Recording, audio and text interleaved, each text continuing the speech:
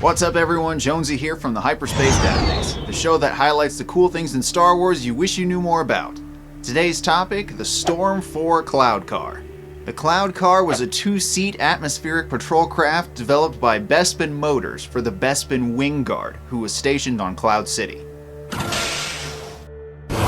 The STORM-4 Cloud Car was developed sometime after the attack on the first Death Star by Bespin Motors, who was originally a branch of the famous Incom Corporation. The Cloud Car was quite small, coming in at only 7 meters in length, and each pod had only enough room for their pilots and the essential components of the ship. These ships were primarily patrol and light policing vehicles, and they were lightly armed, with only 2 light blaster cannons to speak of. The bright orange ships served as a very visible indicator of the present police force on Cloud City, which was the Bespin Wing Guard. These guards acted as the main security force on Cloud City, and were distinguished by their dark blue uniforms and helmets with red trim, as well as their distinctive Relby K-23 silver blaster pistols. You might remember seeing them with Lobot and Lando Calrissian when they first went to greet Han Solo and the crew of the Falcon, as well as later when they assisted Lando in turning the tables on the Imperials escorting Chewbacca and Princess Leia. The Cloud Car was specifically used on Cloud City, though after the occupation of the Empire, Bespin Motors sold the design of the craft to other markets as well, and the body shape of the craft was adopted into other vehicles. One craft that sported a similar body style to the STORM-4 is the Talon 1 Combat Cloud Car, which was developed by Ubrikian Transports. It was an armed air vehicle that filled the void between starfighters and light air vehicles, and could operate in inhospitable weather conditions and environments due to its heavier armor plating. It also possessed a heavier double blaster cannon, and was generally distributed so that private citizens also had access to the craft instead of just the police or military. The STORM-4 Cloud Car is featured in many different Star Wars video games. It was flyable in the original Rogue Squadron series, and even featured a mission in Rogue Squadron 2 where you navigate the narrow alleyways of Cloud City in a cloud car.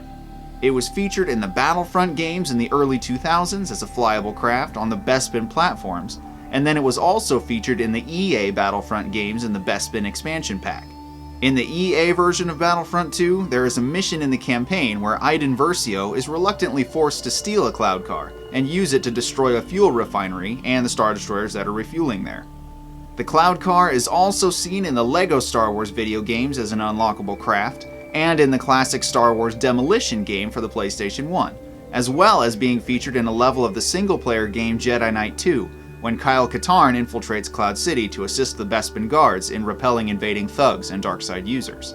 The STORM-4 Cloud Car is best known for its introduction into Star Wars lore in the classic 1980 movie The Empire Strikes Back, when the Millennium Falcon lands on Cloud City to make repairs.